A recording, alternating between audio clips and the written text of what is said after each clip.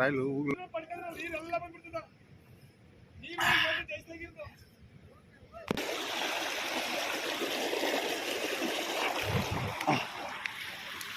ಏನು ಮಳೆ ಬಂದು ಎಲ್ಲ ಹಾಳು ಮಾಡ್ತು.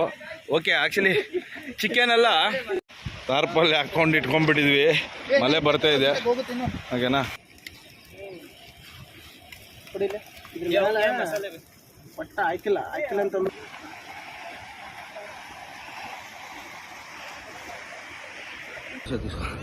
ಗೈಸ್,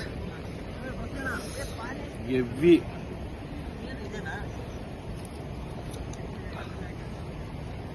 ಚಿಕನು ನೋಡಿ. ಓಕೆನಾ?